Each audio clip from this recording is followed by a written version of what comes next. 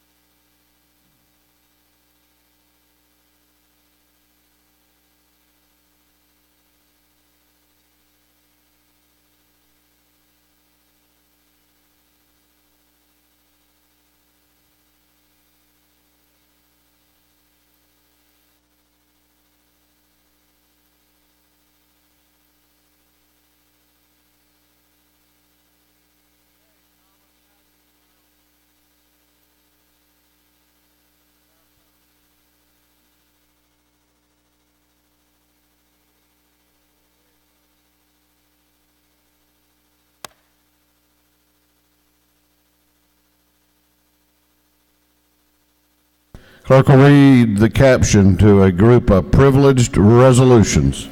Resolution by Representative Douglas, the 78, recognizing commending the singing group Mindless Behavior. A resolution by Representative Alexander, the 66, recognizing commending Syndicate's Barbershop. Resolution by Representative Hill, 22nd, recognizing March 13th, 2013, Civil Air Patrol Day at the Capitol, commending the volunteers of Civil Air Patrol for their service to the citizens of Georgia. And this is an invitation resolution that's being read for the first time, referred to Committee on Rules. Another privileged resolution for adoption, resolution by Representative Parrish, 158th, recognizing commending Joseph A. Parker. Resolution by Representative Drenner, 85th, recognizing commending New Beginning Full Gospel Baptist Church. Resolution by Representative Harbin, 122nd, recognizing commending Thomas Alexander Crow. Resolution by Representative Allison, commending Ansley Vardaman on her significant achievements. Resolution by Representative Shaw, the 176th, recognizing commending Mrs. Tara Terrell on her outstanding achievements. Resolution by Representative Alexander, 66th, recognizing commending Mark Stephen Haney Jr. Resolution by Representative Drenner, the 85th, encouraging resolution by Representative Drenner of the 85th, recognizing the Institute for Georgia Environmental Leadership through their privileged resolutions. Is there objection? Is there objection to the adoption of the privileged resolutions? Chair hears none. The resolutions are adopted.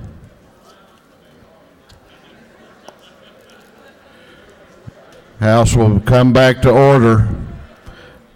I told everybody this morning we're going to leave as soon as y'all want to. Clerk will read the caption. Clerk will read the caption to House Bill 150. House Bill 150. House Bill 150 by Representative Bruce, 61st. The bill to be entitled Act amending Title 10, Title 50, Title 51, Official Code of Georgia, annotated relating to selling and other trade practices, general provisions for law enforcement agencies and officers, inspection of public records, torts, respectively, so as to enact provisions relating to the reproduction of arrest booking photographs, to require law enforcement agencies to copyright or watermark certain photographs, to authorize copyrighting of public records. Bill having been for the House Committee on Judiciary. The committee recommends that this bill be passed by way of a committee substitute. Bill's being read for the third time. Just a minute. We are back on the rules calendar. We've had a break. We don't have that many in quantity left. And it really will cut down on the time we're here if members will be at order and listen to the presentations. The chair recognizes Representative Bruce to present the bill. Representative Roger Bruce. Thank you, everyone.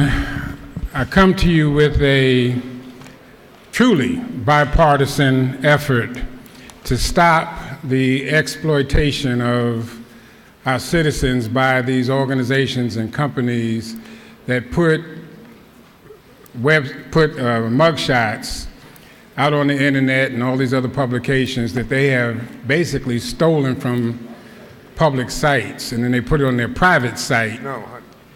And when you have been exonerated or your case has been dismissed, and you call them and ask them to take the picture down, they say, we will do it, but $7,500. And we've actually had some cases, as we looked into this, that went as high as $8,000 where they've tried to charge people. And then some of these individuals have more than one site under different names with different phone numbers, and you call each time, you get the same person sometimes with a different name and a different number. And we just want to stop the exploitation. So what this bill will do is make it illegal for them to charge you to remove a photograph from one of these sites. That's it. Mr. Speaker? You have no questions. Thank you very much for your support on this legislation.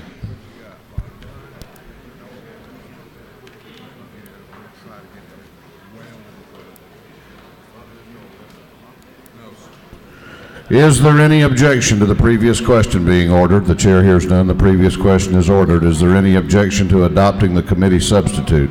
The chair hears none. The committee substitute is adopted. Is there any objection to agreeing to the report of the committee, which was favorable to the passage of the bill? The chair hears none. The report of the committee is agreed to. Shall this bill now pass? All those in favor of the passage of House Bill 150 will vote yes. All those opposed will vote no, and the clerk will unlock the machines.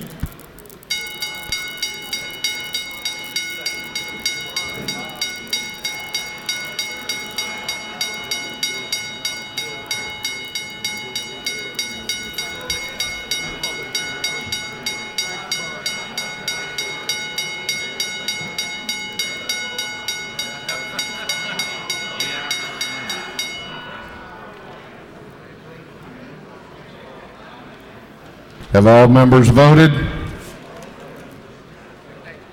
Have all members voted? If so, the clerk will lock the machines on the passage of House Bill 150. The ayes are 165. The nays are 3. This bill, having received the requisite constitutional majority, is therefore passed. Clerk will read the caption to House Bill 494. House Bill 494. House Bill 494, by Representative Welch, 110th. The bill will be entitled, Amendment Title 32, relating to mass transportation, provide for the installation of safety markers on utility lines to provide for adequate visual warning in the use of private airstrips. Bill has been before the House Committee on Transportation. Committee recommends bill passed by committee substitute, be read for the third time. Chair recognizes Representative Welch to present the bill. Thank you, Mr. Speaker. Members of the House, I ask for your favorable consideration of House Bill 494. This establishes a way by which owners of private airstrips may petition the local utility where there is a utility line that is in the flight path or the glide slope of the plane. And in that case, petition the utility to place the large orange safety markers on those utility lines so that they'll be visibly apparent to anyone flying in the area that might access that private airstrip. And if you have any questions, I'll be happy to take them. Yes, you have some questions. Do you yield? Yes, sir, I do. Chair recognizes Chairman Jacobs to your right for a question. Thank you. Does the gentleman yield? I do. This is my reading of the bill, but I just want to confirm this. If a private airstrip owner asks for these markers to be placed on the utility lines, the bill will require the private airstrip owner to pay for them, correct? That is correct. All right, thank you.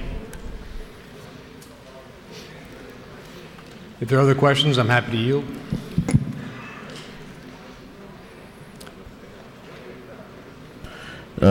You yield for further questions? Yes, I do. Oh, okay. We have Airman Chokas. The pilot is recognized to bring great insight into this, I'm sure. Chair recognizes Representative Chokas for a question. Thank you, Mr. Speaker. Does the gentleman yield? Yes, sir, I do. Isn't it true that private airstrips are only for the owner's airplane, and that the only time anyone else uses a private airstrip is in cases of an emergency, and these bubbles or balloons on the lines are for protection and safety of the pilot and passengers? That is all correct. And thank you, Representative Chokas, for helping sponsor this bill. Thank you. And I also would need to thank Chairman Jimmy Pruitt for his sponsorship of the bill as well. Any other, Do you yield for further questions? What? One more. I couldn't hear you. One more. Chair recognizes Chairman Rogers to your right for a question. To the gentleman in the well, I'm right here. Yes, sir. Will you yield? I guess I need to ask you that. I do yield, yes, Okay. sir. Tell me what a 20-to-1 slope is. That's a mathematical equation. It's computed by the hypotenuse of from the land to the. I don't know.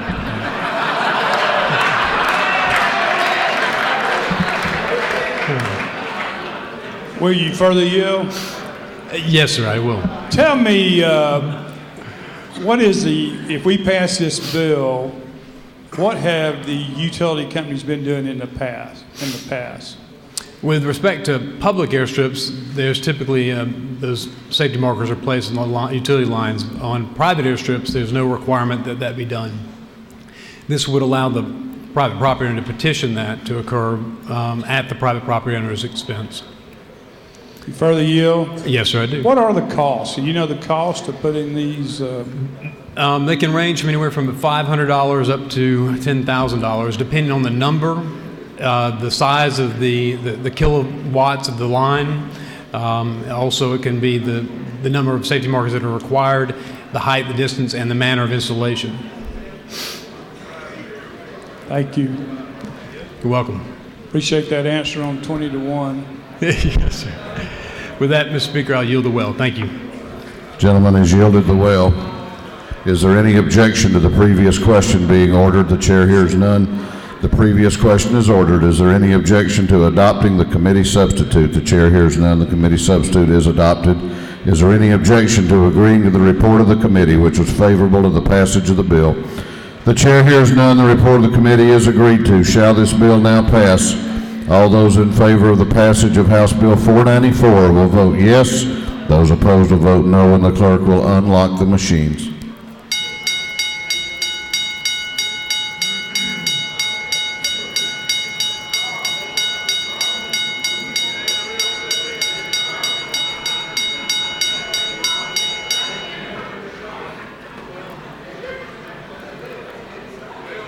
Have all members voted? Have all members voted? If so, the clerk will lock the machine on the passage of House Bill 494. The ayes are 167, the nays are 2. This bill, having received the requisite constitutional majority, is therefore passed. The clerk will read the caption to House Bill 499. House Bill 499. House Bill 499 by Representative Sheldon, 104. The bill to be entitled 51, relating to general provisions towards so to provide that the payor guidelines and criteria under federal law shall not establish a legal basis for negligence or a standard of care for medical malpractice. Bill has been for the House Committee on Judiciary. That committee recommends that this bill do pass by way of a committee substitute. Bill is being read for the third time. Chair recognizes Chairman Sheldon to present the bill. Chairman Sheldon. Thank you, Mr. Speaker. Tonight I bring before you House Bill 499. I bring this bill really as a result of growing concerns regarding the federal government expansion of federal into health care and in the cost containment measures. There are certain provisions in the Affordable Care Act have left our physicians vulnerable to medical malpractice based on payment policies determined by the federal government. The federal government has developed payment policies intended to curb cost. If the physician provider does not comply with the payment policy, then the payment to the physician provider is reduced. The payment policy should only be what is intended, a payment policy, and not intended to define the standard of care. On line 23 through 32, you will find a clause basically stating, I'd call it the what's good for the goose is good for the gander. The bill ensures that physicians and the attorneys cannot use payment policies as a cause of action for a lawsuit or defense to a lawsuit. In lines 12, 13, 14, 15, 21, and 22, we clarify that it's strictly related to administrative procedures and allows a protection in there. It says it shall not include criteria, guidelines, or standards relating to medical treatment, quality of care, or best practices. I'd like to thank Representative Mabram for offering that amendment that expanded it to quality of care and best practices. This bill simply clarifies that payment rules, guidelines, standards, and other provisions of federal health care statutes are not intended to define the applicable standard of care or duty for medical malpractice. HB 499 does not limit a patient's right to sue a physician for medical malpractice. The patient can still bring a lawsuit, have a right to a jury trial, and allege medical malpractice. Mr. Speaker, I've worked with the Medical Association of Georgia and Georgia trial lawyer attorneys on this legislation. And Mr. Speaker, if there are no questions, I yield the well and ask for your support on House Bill 499. Of a question. Do you yield? Yes, Mr. Speaker. Chair recognizes the Majority Caucus Whip, Representative Lindsay. He waives. You have another question if you care to yield. I yield. Chair recognizes Representative Welch to your left for a question. Representative Sheldon, do you yield the well? Yes, I yield. For a question? Sorry. Thank you. Now, and this legislation would prevent the Affordable Care Act from becoming a set of guidelines that might be used in tort cases against plaintiffs and defendants. Is that correct? That's correct. Thank you, Mr. Speaker, and I yield the well. The lady has yielded the well. Is there any objection to the previous question being ordered? The chair hears none. The previous question is ordered. Is there any objection to adopting the committee substitute? The chair hears none. The committee substitute is adopted. Is there any objection to agreeing to the report of the committee, which was favorable to the passage of the bill? The chair hears none. The report of the committee is agreed to. Shall this bill now pass? All those in favor of the passage of House Bill 499 will vote yes. All those opposed will vote no, and the clerk will unlock the machine.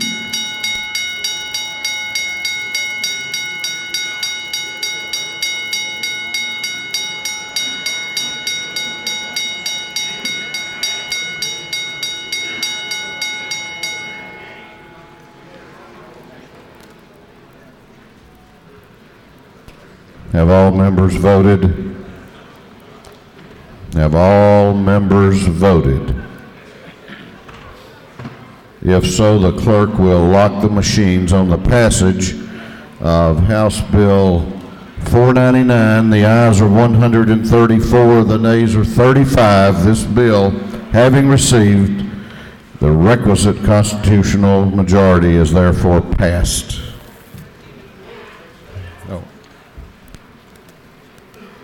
Clerk will read the caption to House Bill 282. House Bill 282.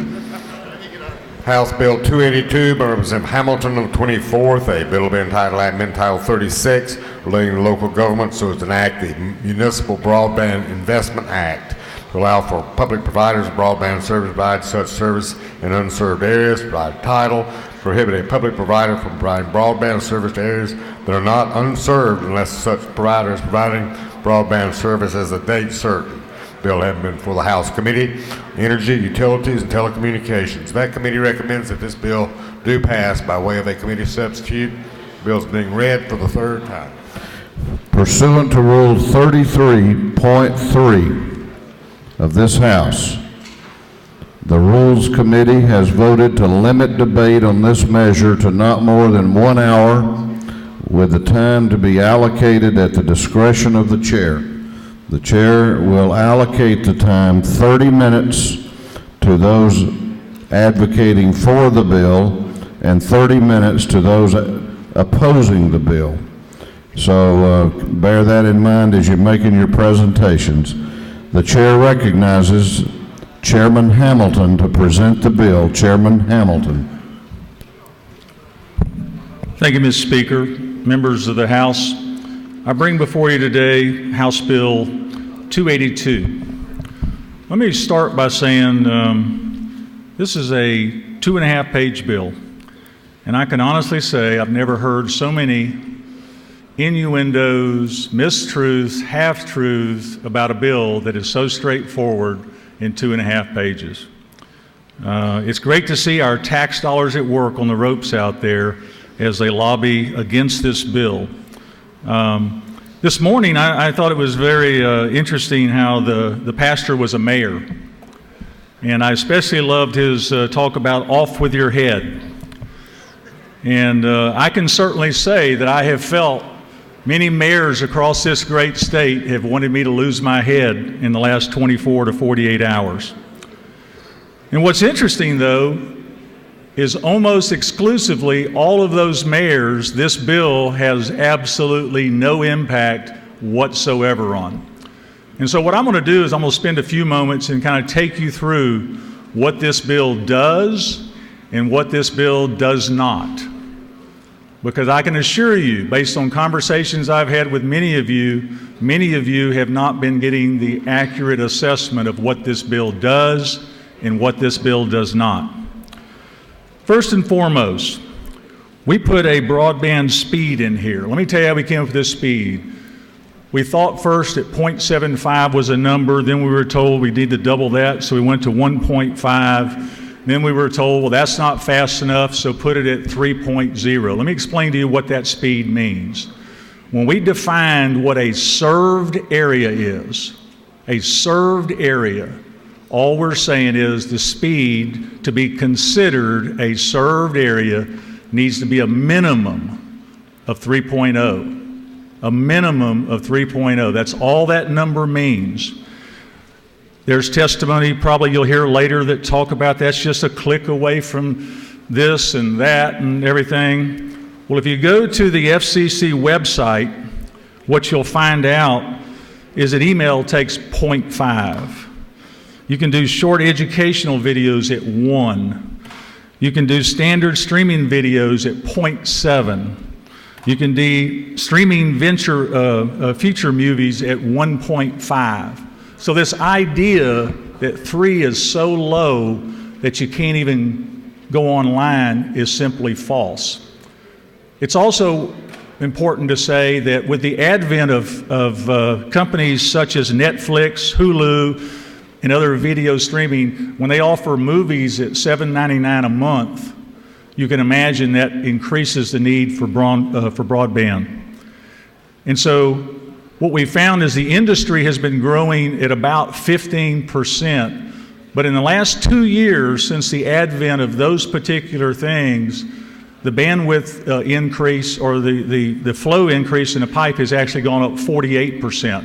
And the reason I tell you that is to make sure that you're aware of that, because what that means is companies are really having to reinvest lots and lots of capital to keep up with the ever-increasing technology. And I just want you to be aware of that so that when we get to the cities and the counties that are in the business to understand that the ever-increasing cost of public money is going to continue to grow as those necessities grow. Let me tell you about this bill. When we sat in committee, the first subcommittee hearing that we had, and by the way, we had 2 subcommittee hearings and a full committee hearing, so it was very well vetted. When we sat in that first meeting, the first 2 mayors basically went on for over a half hour about why they thought this was a bad bill, and they listed item after item after item as to why it was a bad bill. Obviously, I wanted to question them, and so the first question I asked was, Mr. Mayor, do you not realize that every single one of those things, not 90% or 95%, but every one of those reasons as to why you oppose this bill, you're exempt from. And guess what their responses were? Well, we know that, but it's still a bad bill. I can tell you, I've talked to many colleagues in the House over the last several days, and I'm going to estimate that 80% of my colleagues in the House that oppose this bill, when I ask them, why do you oppose this bill? And I almost quote verbatim, because my cities don't like it. I thought this was the House of Representatives, where we work for the citizens of this great state. Let me tell you a little bit more about this bill. So what we did is we started this negotiation process when people would even talk to us about the bill. We decided to move the bill forward, we had to exempt some cities. So we exempted right out of the bat 52 cities. So there's 52, we'll call them MEAG cities, but there's 52 cities out there that this bill is totally exempted to. None of those 52 cities, as far as I'm concerned, they have the ability to, if they're in the broadband, to run their broadband in every community in this state. There's no prohibition for them to go out and do that. So this idea that they're being restricted, read the 2.5-page bill. They have the ability to be totally exempt of every restriction in this bill, okay? Then we say, okay, if you're not in those cities, what's the situation? It's real simple. Effective June 30th of 2013, if you are in the business, guess what? You stay in the business. There's no prohibition from you staying in the business. So all those cities out there that are saying it's going to put us out of business, no, it's not. If you're in the business, stay in the business if you want to. Then they say, well, we want to expand. Great. Go ahead and expand. However, there's one limitation. And that one single limitation is that we need to determine if there is what is called in the unserved area, so they identify the area they want to grow into, we need to determine, is there anybody presently serving in that unserved area? They look at the national broadband map, look at the census block and say, no, there's no private company in that census block.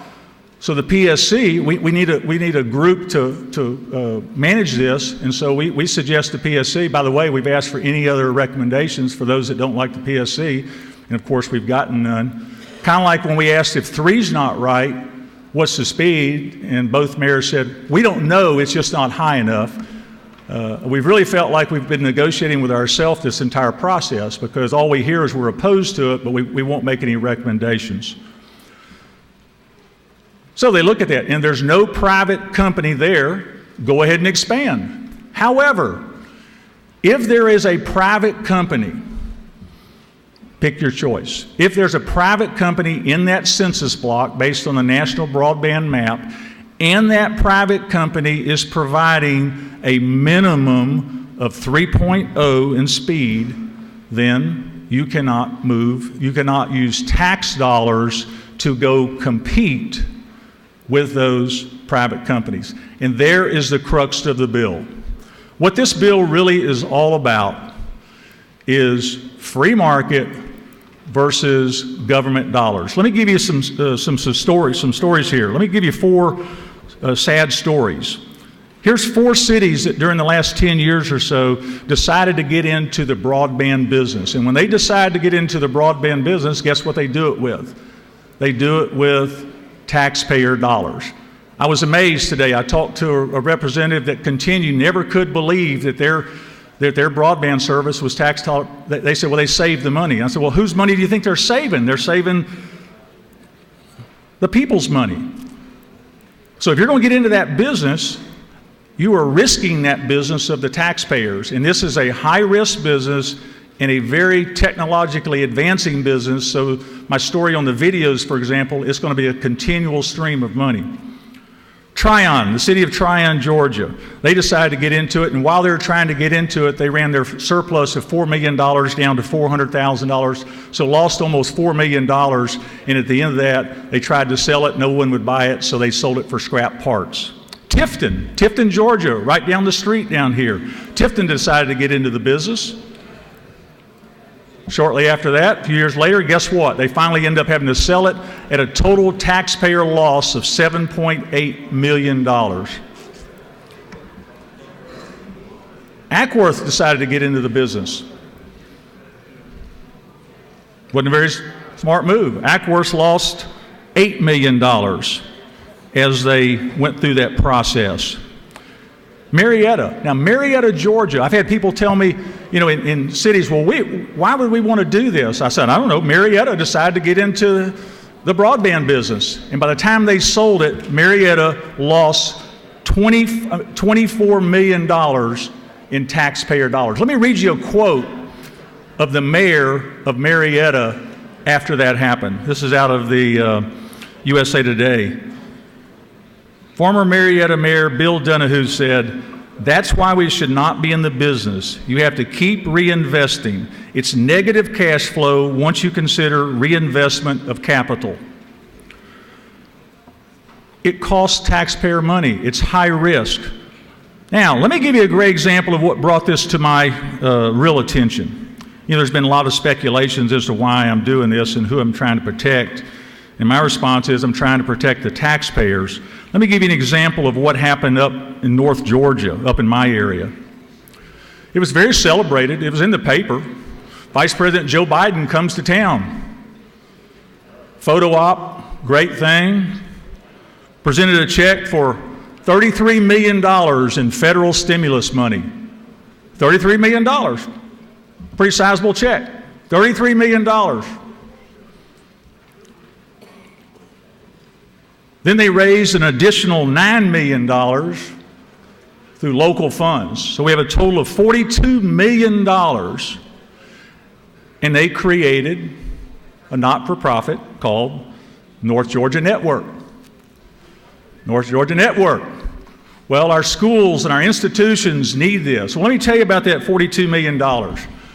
When they designed their network, that $42 million plus other other money laid a network of fiber over a geography of where both AT&T and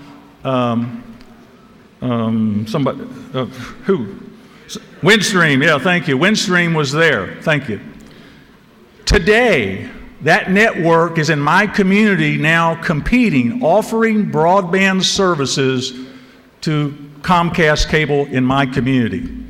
So what we've done is we've taken $42 million of taxpayer money and said, let's go build a network that overlays what private industry has already put out there, and let's go compete with them. I met with the president of North Georgia Network last week in my office and told him I didn't begrudge what he did, thought he was a bright guy.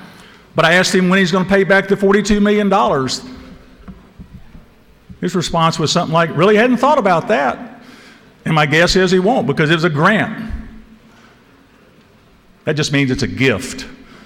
So we took $42 million of our taxpayer dollars here in Georgia, gave it to an organization so they then can go out and compete with zero capital cost with AT&T, Windstream, Comcast, you name it. That's the type of thing that is going on in Georgia today. Now, you're going to hear all kind of comments. You've seen something on the desk that talked about that this group is opposed to that bill. What I would ask you is talk to the people that put that on your desk. Ask them why those companies listed on that flyer are against this, and ask them to tell you what their sales record is with municipalities around this state. And they'll tell you that's why they're against it, because you're getting into their pocket. They're selling goods to receive taxpayer dollars, so they certainly don't want you to vote for this bill. I've heard things about how it's going to impact economic development. Well, I'm proud to say that not only is House Chairman of Economic Development Committee Ron Stevens number 3 signer on the bill, but he's going to come tell you about why this is not a bad thing for economic development in Georgia, but it's a good thing. You know, we've got some success stories. We had AT&T talk about the two of the high-profile ones, Baxter and Caterpillar, which were great jobs creating here in the state. And they don't like to tell you that they were unserved areas, so guess what? AT&T ran cable out there and did it. We've got areas of more rural Georgia, Jackson County, where there were schools out there that they put in a 12 gig site and there's a 10 gig site pending so that they can provide high-speed broadband to those schools out there. Jackson County has also worked with Bed Bath & Beyond in Pendergrass, Carter's in Brazelton, Home Depot in Brazelton, Kubota in Jefferson. These are all examples where rural Georgia, where companies came forward and said, we want to work with the economic development in these areas and we're going to do the things necessary. It's also important, somebody said, well, what if I have a hospital that comes into my district and that hospital asks for 100 megabit speed? Is this bill going to limit? No, it's unserved. There's nothing that says that the city, especially, remember those 52 exempt cities all over the place? They can go ahead and continue to service that. And those cities out there that are already in the business, that they aren't in that group, they have the ability to go there if it's an unserved area. You know, there's been many red herrings in this process.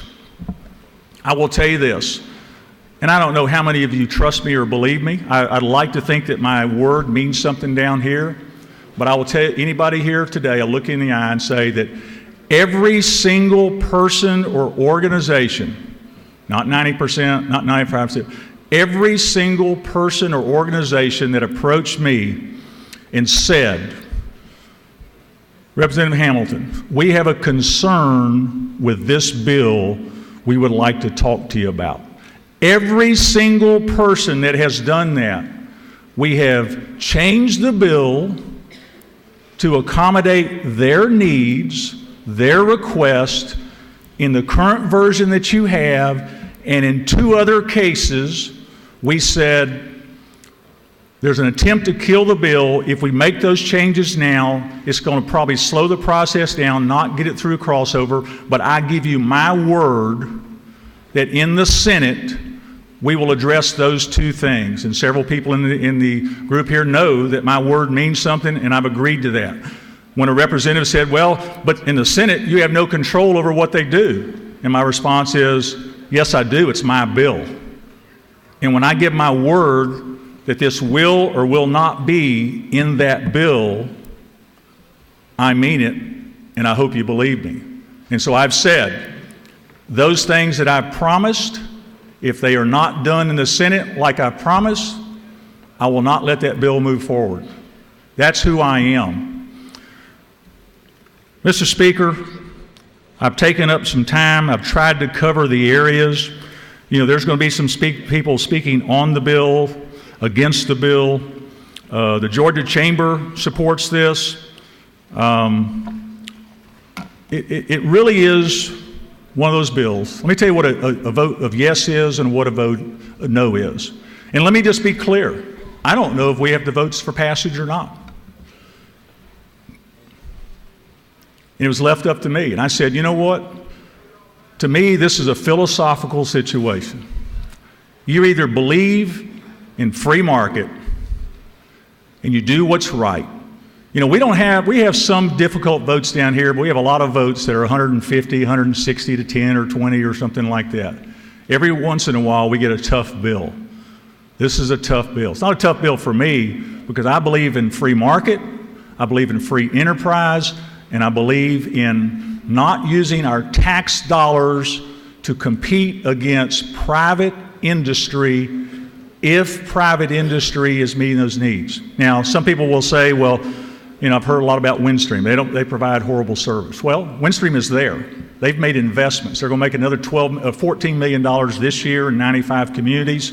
They understand that there's latency issues in the pipe out there, and they're doing what's necessary to try to correct those. When I first, up in Forsyth County, when we first had it, ours was Adelphia, we had all kind of problems. But you know what? Private industry kept coming in and making it better and making it better and making it better. And so philosophically, a vote yes for this bill means that you support free market, businesses, and that you are willing to stand up to political organizations out there that are spending tax dollars to lobby you right now, and you're willing to stand up to them and say, you know what, you have a role to play, we appreciate what you're doing, but we don't want our tax dollars going to compete with private industry when things are going good. That's what a vote yes is. A vote no for this bill is, you know what, I really appreciate everything you said, and I agree with what a lot of you said, but you know what? If I vote no, my cities are going to send out a mailer. My mayor is going to get mad at me. Well, I would say to you, if you vote no, there's probably some other people on the other side that are going to do mailers and go after you. The simple reality is you need to do what's right. And when I was given the opportunity to not present tonight, let's just save it and let's wait till next year. And I know I'm probably making several of my colleagues angry that you're going to have to vote on this, but I said no. It's time to find out who you are. Are you a person that supports free market, businesses, and you want to honor that growth and opportunity in this great state of Georgia? Or do you continually want federal dollars, which we're almost at $17 billion anyway? Oh, by the way, somebody's going to bring up probably stimulus dollars. Somebody's going to say, well, you know, Windstream got some stimulus dollars too. Yes, they did, but here's the big difference. When Windstream got those stimulus dollars, the requirement for Windstream was to take those stimulus dollars and go into unserved areas and speed up the cable in those served areas. Unfortunately, the stimulus dollars that I mentioned to you a while ago that were given to North Georgia Network, guess what they did? They went in and then laid over private business. So it's two different comparisons. You can't compare the same. They're different. I hope that I've addressed most of the issues. I hope I've clarified what this bill does, what this bill does not. And with that, Mr. Speaker, I'll be happy to answer any questions. The chair, in its discretion, is going to stop your time because there are others that had signed up to speak and not charge the question time against your time. You do have a number of questions. Do you yield? Sure, I'll take several. Several.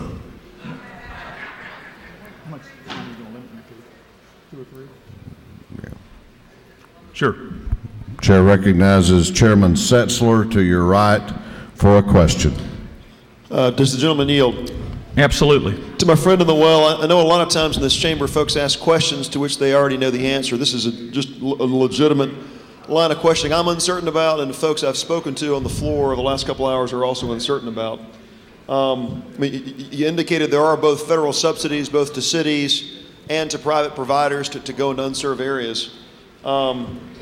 My question is, as I wrestle with this, and I'm to this moment still undecided on the bill, why shouldn't new cities, if they can provide a service, be allowed to go into business and compete? I think about trash service, for example. Many cities provide trash service.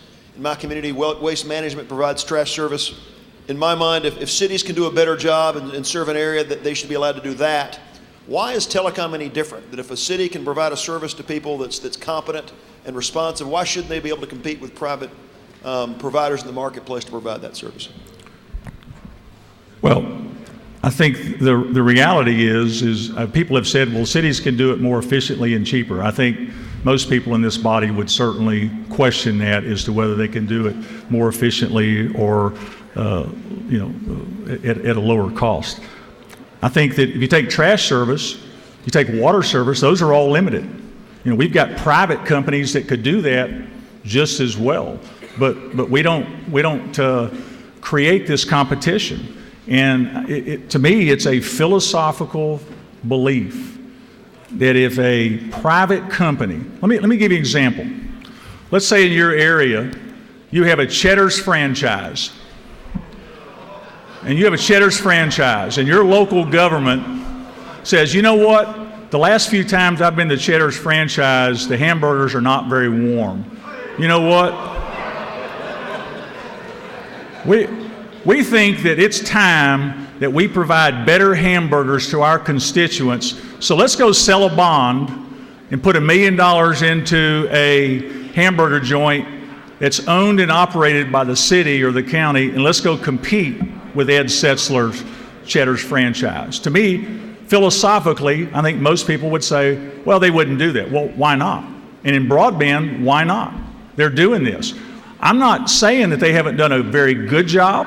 I'm not saying that everybody has risked their capital. All I'm saying is, do we really want, in this time of $17 billion deficits and taxpayers, we've got a terrible budget situation here, why do we want to allow our cities to continue to invest in those things when private industry can do it? And to the gentleman, I'll simply conclude by, I asked the question because I don't want to limit the free market.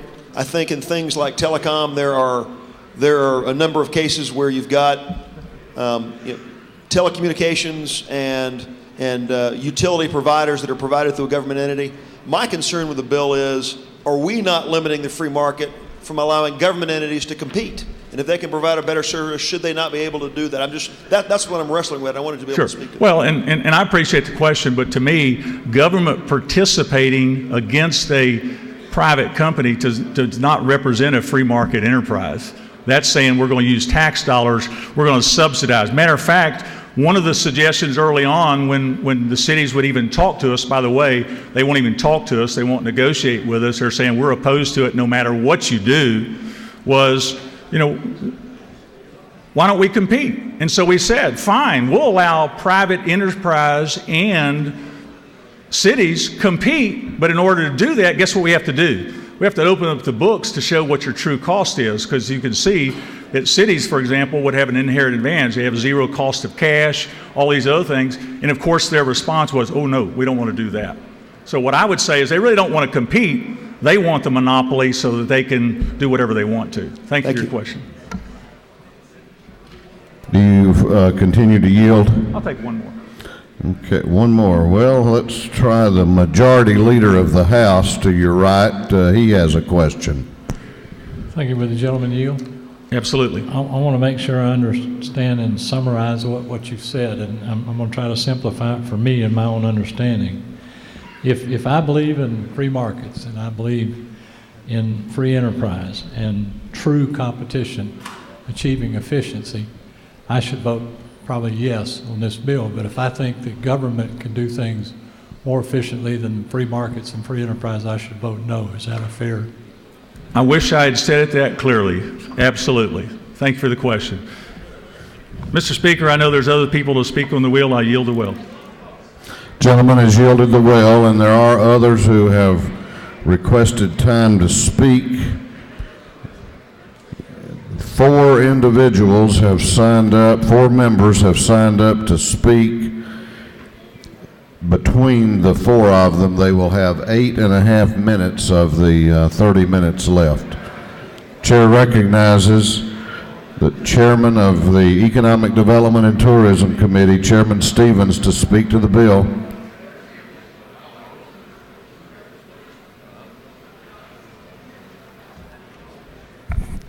Thank you, Mr. Speaker. Ladies and gentlemen of the House, after serving for many years on City Council in a city that never has had a property tax, I can tell you that our city, in Little Garden City, Georgia Port's right in the front yard, would never have exposed itself to what some of our cities has done. But the bottom line comes down to the taxpayers. It's easy for a city, as a former city councilman, to expose the taxpayers of something on the premise that they're going to get better service whenever you've got a charge card as a taxpayer to just raise the millage rate. Ladies and gentlemen, for over the past 3 years, let me tell you why this broadband business is so big. AT&T has spent $1.3 billion every single year for the past 3 years to upgrade its service. That's just AT&T. That doesn't have anything to do with all the rest of the companies that are competing for broadband, and it's fiercely competitive. And oh, by the way, if my little city had decided to get into this business by now, it would have been about like a rotary telephone. That's how outdated the stuff goes. And everybody here knows that's true. I've got here an endorsement by the Georgia Chamber, and I'm pretty proud of my voting record for the Georgia Chamber. It's usually up pretty good, much better than my grades in school, I might add, but it's pretty good. I hope that you'll protect your cities, and let's keep private business investing in private business without the threat of just blowing them out of the water with unlimited resources. And we've got to keep investing capital in something that there's something new coming tomorrow. And if there's anybody in this house that believes that AT&T would have spent $1.3 billion in Georgia, in your communities, to get LTE, which just came online in Savannah yesterday. My wife called and says, "What is this thing that just popped on my phone?" I said, "That's lightning fast service." And it just came on. It doesn't just happen. And ladies and gentlemen, that'll be outdated in a couple of weeks, I'm sure. Do you really want public competing against private businesses? This is a very slippery slope, and I pray that we don't go there. Mr. Speaker, I yield the well. Gentleman has yielded the well. Chair recognizes the Dean of this House, Chairman Smyrie, to speak to the bill.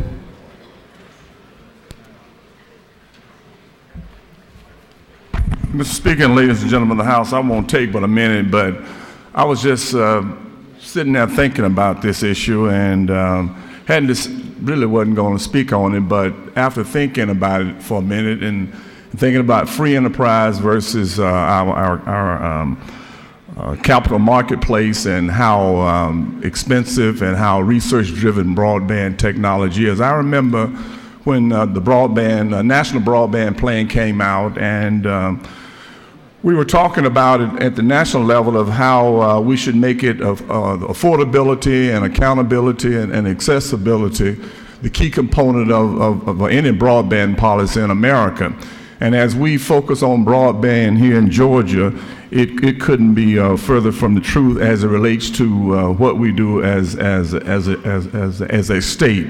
So I'm thinking that HB 282 is a step in the right direction. It preserves invested capital marketplaces and allow those that invest in what I call an intensive research-driven industry the opportunity to go across the state and compete and do it on a competitive basis. So when I look at that public versus private, I'm thinking that the private sector is in a position to be able to provide the capital, and when you say capital, there's risk involved. And so with that, I think it's a way to provide a roadmap for broadband and for us to have the citizens, because the world is at our fingertip. And now with the fact of the matter is that broadband technology is an area about which we as a state need to be more involved in. So I would side on the area of public versus private. I would have a tendency to lean with the private and the private investment, and also to protect capital investment. If broadband technology is already there, then it's forbid. It's not possible for the company to go there, and the cities are protected. But that 3 or 4% that's left out there, and as it relates to the marketplace, I think it would behoove us that we would side on the issue of protecting our capital investment and allowing these public companies to go in and provide broadband technology for the citizens of the state of Georgia. So, Mr. Speaker, with that, I yield the well. Gentleman has yielded the well. Chair recognizes Representative Al Williams to speak to the bill. 3 speakers and 4 minutes total left. That'll be a challenge, won't it, Representative Williams? It's gonna be rough, but I'm gonna try. All right. That's not 4 for you. That's. Mr. Speaker, are you counting the time it took me to get up here against me? I'm just. No, if I did that, I'd already have to have you sit down. Well, would you all rather me just wave at you? Thank you, Mr. Speaker. Very quickly, from just a little different angle.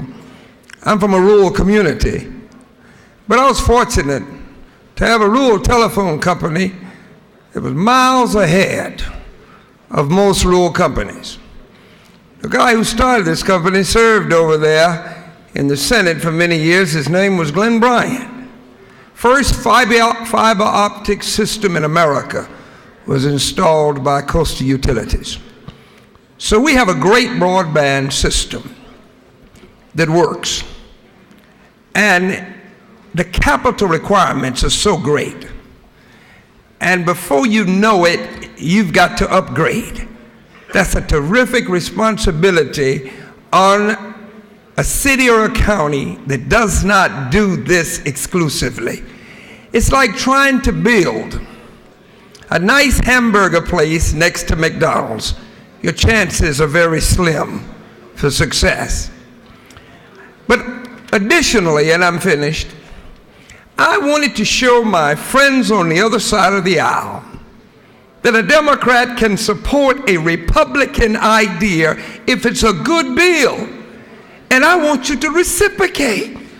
When we have a good bill, how about some help?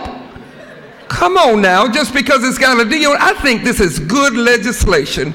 So I'm man enough to come and say, I support it. Every once in a while, how about doing the same thing on the other side? That's what America needs. Washington is ineffective because these and ours are so busy fighting each other until the average citizen must suffer for it. Let's make an example of how we work together for the good of this state. Support this bill because it's a good bill. That's why I came to the well this evening. And some things philosophically I don't agree with. It's not always that government, private industry can do a better job than government. I don't want a private firm handling my fire department. I don't want them running my sheriff's department. I don't want them running my police department. There's a place for government. This just happens not to be one of them. With that, Mr. Speaker, I yield the well.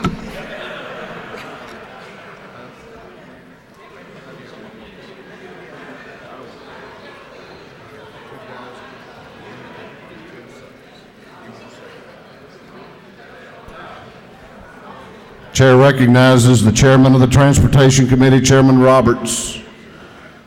2 speakers left, a minute and a half to go. That's good, Mr. Speaker. I will be short and brief. But Representative Williams, we had an example of that a while ago with Representative Roger Bruce's bill. That was a good bill, and it was bipartisan. But anyway, I come tonight before you on this bill to talk a little bit about, like Representative Williams, from a rural Georgia standpoint. You know, we've heard a lot of talk tonight about government and private industry, and I believe that we need to let government get out of the way. I come to you from representing Tift County. Tift County, or Tifton, started their own company, and when they closed, the taxpayers owed $5.8 million in bonds. When private companies fail, they go bankrupt. When government companies fail, the taxpayers pay for it. To me, that's the difference in this piece of legislation tonight.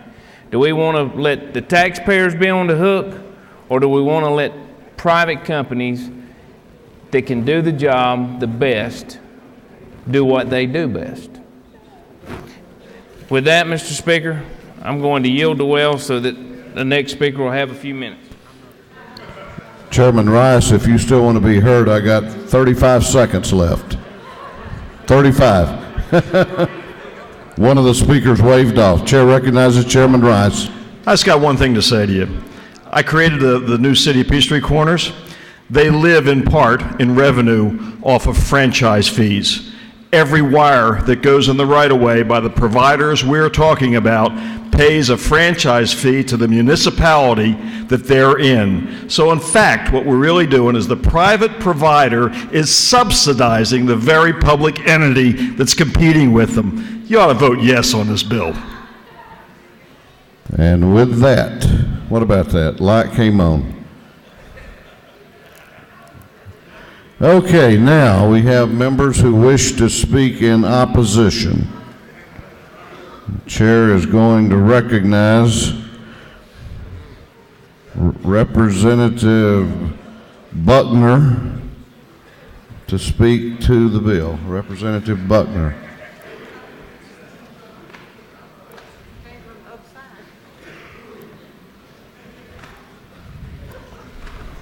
Thank you, Mr. Speaker. Ladies and gentlemen, I find myself in an interesting spot several times today.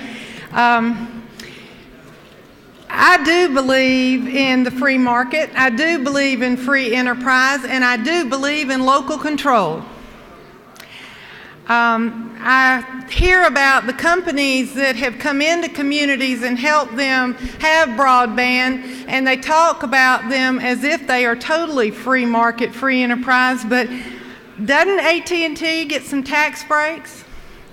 Didn't Windstream get some stimulus money? Isn't that government money? In the county that I represent, they've been working very hard as a region. There are 4 counties that came together to work, and they received a grant to explore the opportunity of having broadband in their county. Because when they tried to recruit business and industry, the first question they were asked is, what's your broadband like? What's your internet service like? These counties would have used a private vendor had there been a private vendor interested in them. But because there are rural counties, because their population is spread out over a vast land mass, no private entity wanted to service them. So the only way they could have broadband was to try to explore how to do it themselves. So they got the grant money, and they have found that some of the fiber optics that they have will work very nicely for broadband. Some of it is expandable and adaptable so that they can have a nice service to cover the 4-county area. Guess what? There are a few people now looking at Troup County, at Meriwether County, at Upson County, and saying, you know, we might be interested now if we can use the government infrastructure. I don't know, but if this bill goes into effect the way that all the people that I've talked to tell me they read it, we will be stopped in our tracks. The grant money that we had to do the study and the subsequent grant money that we have to put the infrastructure in place will be tax money wasted because we won't be able to complete the project. There was a piece of paper laying on our desk today, and I don't know what bill it was supposed to match up with, but it said, getting the job done better privately. That is an extremely fine notion. My question is, where have they been? Where have they been? And I guess I just want to close by saying, our industrial parks are way out in the country. They're not in the city limits. Our schools are way out in the country. They're not close in town. And our county services are out in the rural areas. They're not convenient. It's not easy to run that wire just next door. And the private companies have not been there for us. And if they say they're going to come and be there for us, we don't know how long it'll take them to find us. We don't know how long it'll take them to get there to provide the service. I'm going to close with this story. It's a true story. In 1884, Atlanta, Georgia got electricity. They have had lights for 129 years. It was not until 1936 that Meriwether County got lights. They've only had them for 78 years. For 51 years, Atlanta had lights before rural Georgia had lights. You kept us in the dark for 51 years. Are you going to keep us off the informational highway that long too? I urge you to vote no on this bill. Thank you. Chair recognizes Representative Drenner to speak to the bill. Thank you, Mr. Speaker. Local control, local control, local control, local control. I'm a Democrat and I believe in local control. This bill does not give us local control. House Bill 282, the Municipal Broadband Investment Act, is anything but an attempt to spur investment in broadband technology. Instead, it is an attempt by some private sector providers to create a monopoly for their service, especially in rural Georgia. HB 282 would limit the ability of a city or a county to invest in and provide broadband service in their community. Although the bill exempts cities in Georgia that provide electric service, it would prohibit any other community from doing so in the future if a commercial carrier offers 3 megabits per second of service. Did you know that 3 megabits per second doesn't even meet the need for basic web browsing these days, much less the needs of manufacturing facilities or hospitals, which needs a minimum of 100 megabits, or schools which need 30 megabits? The connectivity here at the Capitol, by the way, is 100 megabits per second. A few cities in Georgia have seen the need to make broadband investments. They've done so for economic development and quality of life purposes because the private sector decided it wasn't in its best interest to do so. Let me be clear, there is nothing wrong with a private company deciding not to invest in a specific area if it doesn't meet their business needs. But with HB 282, we're saying that a community can't invest in its economic future and enhance its own quality of life. Why would we want to do that? It doesn't make any sense to me. Businesses cannot compete in a global economy with only 3 megabits per second.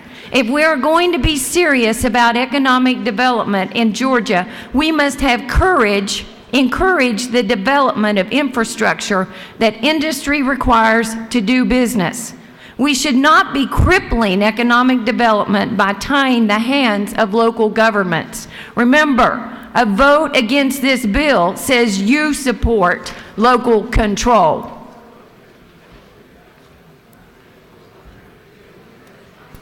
Chair recognizes the chairman of the Agriculture and Consumer Affairs Committee, Chairman McCall, to speak to the bill. Thank you, Mr. Speaker. You know, I've been here 19 years, and I think this is the first time I've ever been to the well to oppose anything. What we stop up here, though, is a whole lot more important than what we pass. A no vote a lot of times is a whole lot easier to explain back home than a yes vote is. I'd just rather stop stuff in committee instead of have to come down here and argue it in the well. They've been talking about rural areas. It takes 5 counties and 13 towns to make up my district. So that's about as rural as you can get other than Gerald Green's district probably. But this bill is really about stopping local communities doing what they need to do for the citizens and to help economic development in underserved areas. And I want to give you a couple of examples. Richard Russell State Park is in Elbert County. They tried for years to get a private provider to run internet into the park. This park has 20 cabins that stay full all the time. It has a number 4 rated public golf course in America, and it has a lot of other amenities in it, and private enterprise wouldn't run high-speed internet to it. The city of Elberton now provides high-speed internet to the park.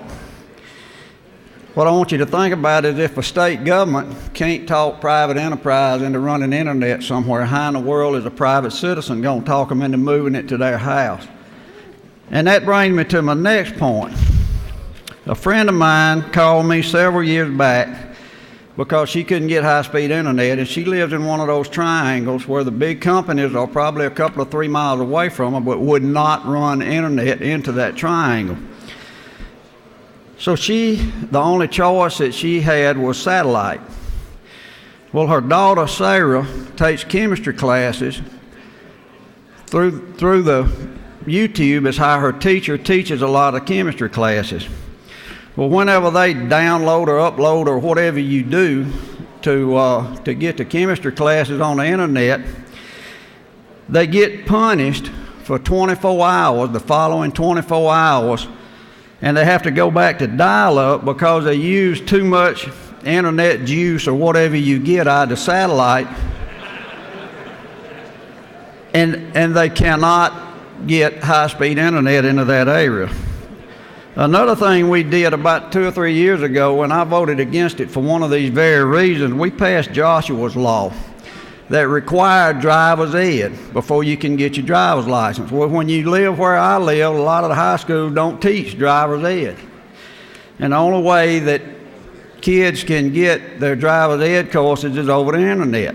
Well, this young lady had to drive 2 or 3 miles down the road, borrow somebody's computer to find one that was strong enough to download or upload or whatever you do, all the courses that you had to take over the driver's ed internet.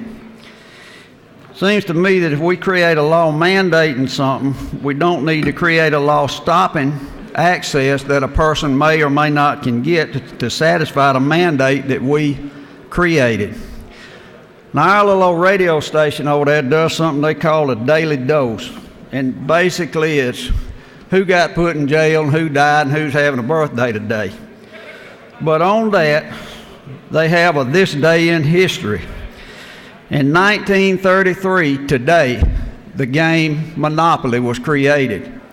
80 years later, in 2013, I don't want us to create a monopoly for the big companies to override us and not provide service to rural areas. I'd appreciate you voting no on this. Thank you.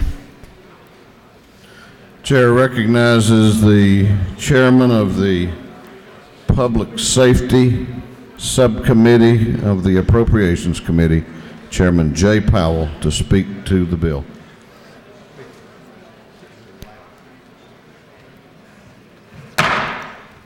Okay, we're still in order. We've got a lot of conversations and meetings going on. The chair's going to ask that you either take those out to the anteroom or return to your seats. A lot of traffic. Thank you, Mr. Members Speaker. are complaining about the noise level. Thank you, Mr. Speaker. Gentlemen may proceed. I want to tell you a little bit about rural Georgia.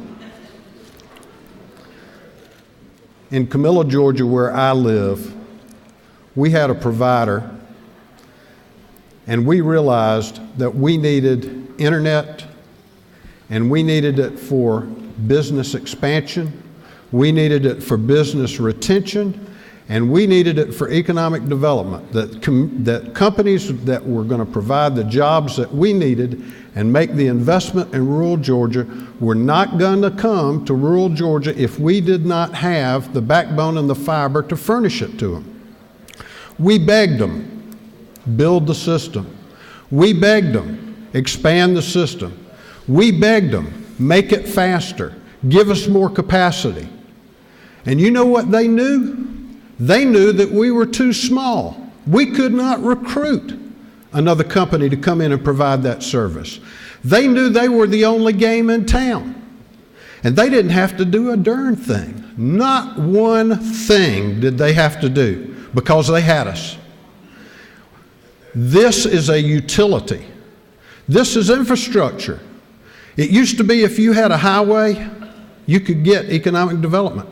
Used to be if you had water and sewer, you could get economic development. It used to be that if you had telephone service, you could get economic development. If you had three-phase electric, you could get economic development. But you got to be a member of the information highway now to get economic development. And you cannot get it, you cannot keep it without high-speed fiber. and they would not provide it because they knew they didn't have to. They could give us whatever crumbs from the table that we'd take, and that's all we could get. We told them, we said, if you don't do it, we're going to. They still didn't do it. We went and had public hearings. We invested to do a business plan. They still didn't do it. Do you know when they started putting the first bit of fiber in Camilla, Georgia? When we started running our fiber. They knew we were serious when we got to that point. We'd borrowed the money, we'd had the public hearings, we'd had the business plan, we had done everything. They would not come in. We didn't want to get into the business, but to survive and to provide for our citizens, somebody had to do it. And they wouldn't, we did. Now, you may ask, well, you're already in the business. You're an electric city. You're exempt. You don't have a dog in this hunt. I don't. But I know where we've been, and despite the fact that the electric cities of Georgia are exempt under this bill, there's around 50 of them. There are 520-something cities in the state of Georgia. We're talking about exempting 10% of them. You're talking about 90% of the cities in this state are not going to be allowed to do the thing that we did. 90% of the cities in this state are not going to be able to provide economic development. 90% of the cities in this state are not going to be able to make the choices that our citizens and our businesses begged us to make. Now, we can talk about, well, gosh, if you've already got 3 MIPS of service, you don't need that. 3 MIPS. That's about browsing speed. That's about browsing speed. Takes 30 to furnish service to a school. So we telling rural Georgia, forget distance learning, forget internet for your students, forget them being computer savvy. 3 MIPS is enough for you. It is not. What if you got a hospital that wants to do, send x-rays and do the things that hospitals are being required to do now to provide care for their patients? To be efficient, to provide the expertise so that people can do over the internet, they can read x-rays, they can read MRIs, they can provide consultations. You're looking at 100 MIPS, not 3.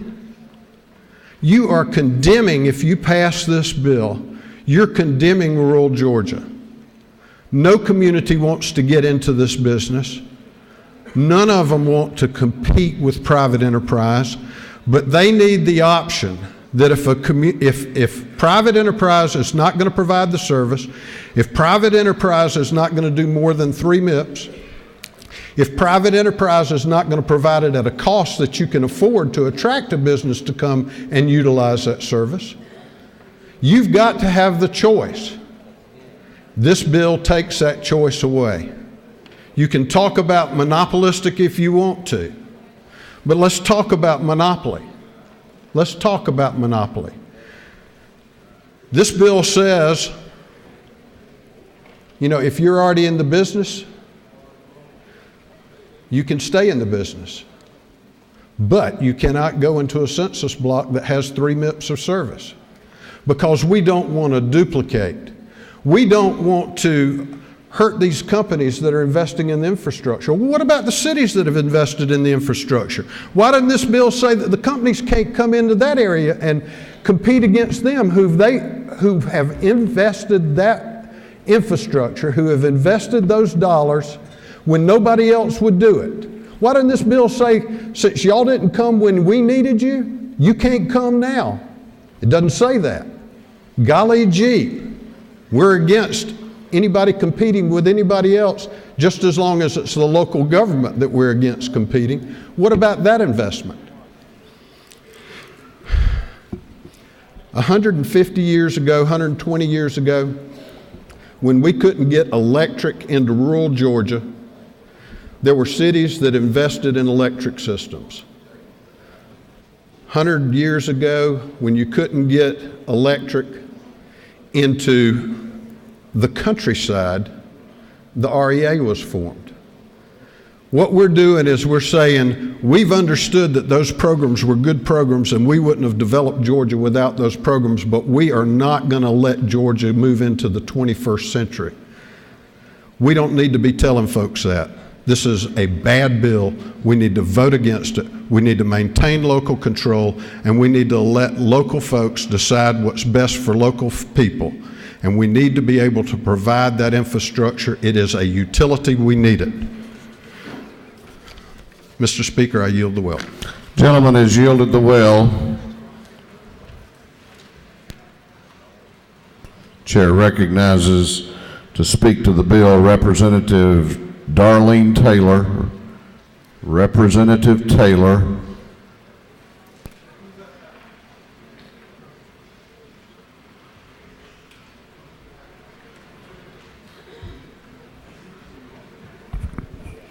Thank you, Mr. Speaker. Ladies and gentlemen of the House, tonight I feel compelled to speak to you about House Bill 282. As many of you know, I represent a Southwest Georgia district.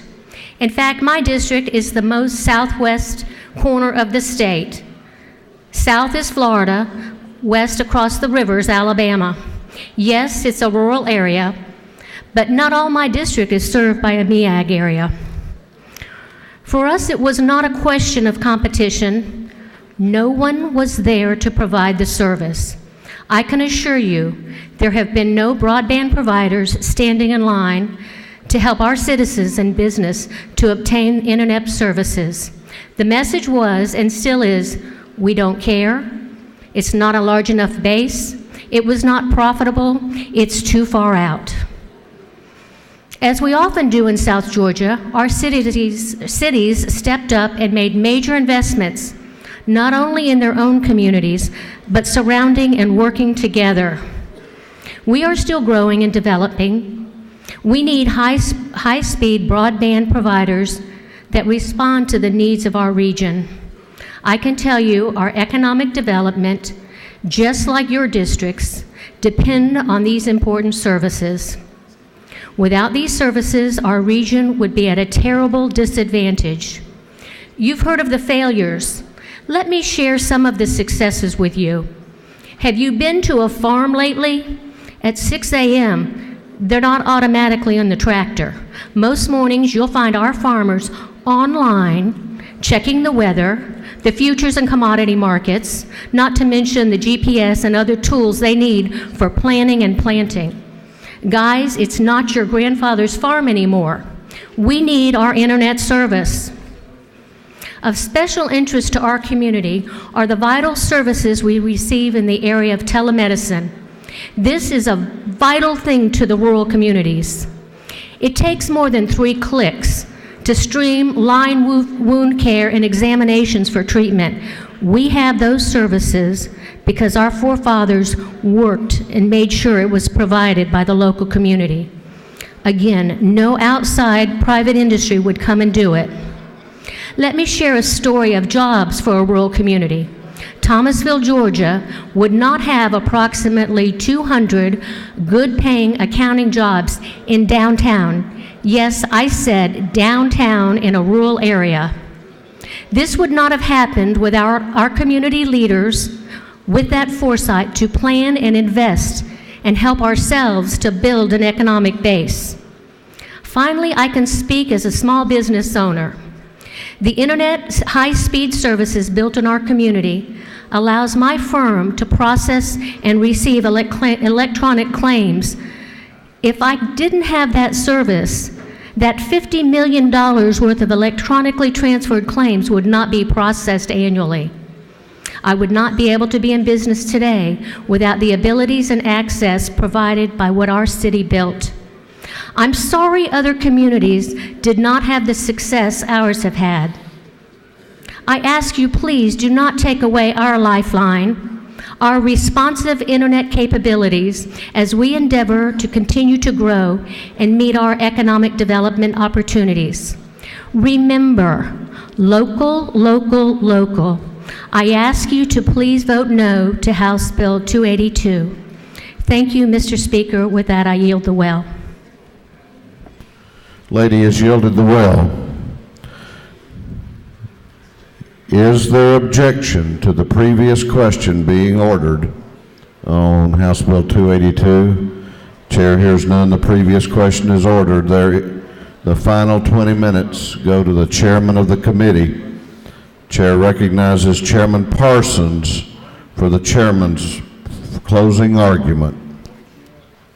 Thank you, Speaker. Ladies and gentlemen of the House, I'm going to be pretty brief. I want to give some of my time to Chairman Earhart, who would like to speak on this, but also to Chairman Hamilton, who wants some closing remarks. I want to thank Chairman Hamilton for working so hard on this bill.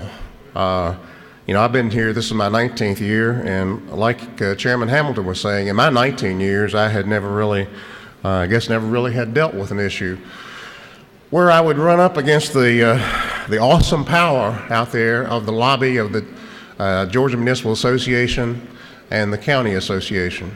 Had heard about it, heard people talk about it, but I personally had never run into it, but now I know, and I know how they operate. But this bill is pretty simple. It's only a 2 or 3 page bill. And as Chairman Hamilton said, basically if it's a non-served area, then the local governments have every opportunity to go in those areas. If it's non-served, then those people deserve and need to have the service. I completely agree with that. What I think everybody in here needs to consider, and I think everybody will, is do you really think that government should be competing with private enterprise? I mean, that's a basic question that we all consider, we all think about it, we all talk about when we're running for office. I know Thomas Jefferson didn't think that it should. I know that Grover Cleveland, the first Democrat president elected after the Civil War, he didn't believe in it. Theodore Roosevelt didn't believe that government should compete with private enterprise. Harry Truman didn't. And Ronald Reagan didn't. You know, in my time down here, anytime my county or any of the cities in my county have needed help, I've always done everything that I could do to help them. Whether it was in good times when we had money in the budget and we had surpluses, if it was trying to get money back to Cobb County, to our cities, I did it. Glad to do it because I like our cities, I like our county, but never, I don't think, have I come down here and worked against something because the county or a city in Cobb County said I'm against it. Because I don't represent those governments, I represent the people in Cobb County. That's who I represent, and that's who we all represent, the people in those counties and in those cities. We do not represent those governments. I'm just going to talk briefly about a few of the speakers up here. I want to thank the speakers who spoke in favor of the bill, did a great job, and they said many things I don't even need to go back over. But we did have some speakers who spoke in opposition to the bill, and I just wanted to say a few words about those. Representative Buckner, she said that she's talking about where she's from, and they needed service, and how if you don't have it there and nobody's willing to come in, and the needs for it. You know, I've always felt like, basically, when you get down to it, I don't believe that government should compete with private enterprise, but I do believe government is what the people who elect that government is what they want and what they need. I do believe that. If it's an unserved area and that's the last resort, they can't, after an exhaustive search, exhaustive work, they can't get somebody to come in. Well, yes, I think they should because of economic development. But this bill allows for that. This bill allows for that to happen. Representative Drenner came up and said, about 6 times, local control, local control, local control. Well, let me tell you what local control related to this bill has been. It's been taxpayer-paid lobbyists down here lobbying against this bill, lobbying so that those local governments that they represent can put taxpayer money at risk. That's what they're lobbying for. They're paid to come here to lobby so that their local governments can put their taxpayer money at risk. That's what they want.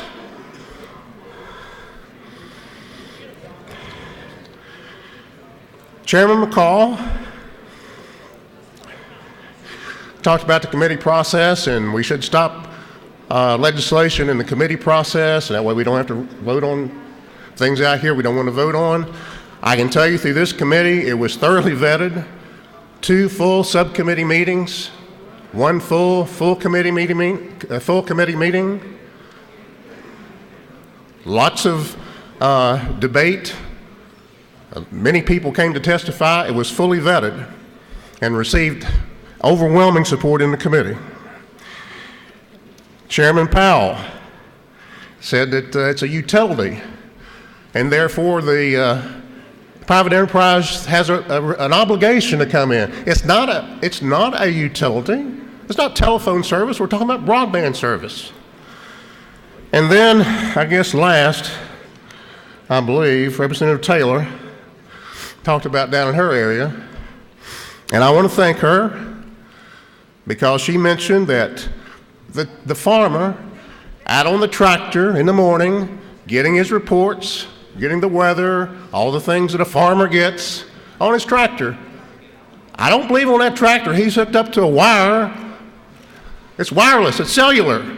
So I hope you'll support House Bill 176 next year. We need that cellular coverage all over the state for economic development, for public safety, so people can conduct their business.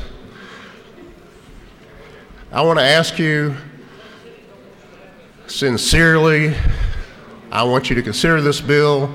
If you thought in terms that you were opposed to it, I want you to please reconsider that and vote for this bill and support this bill.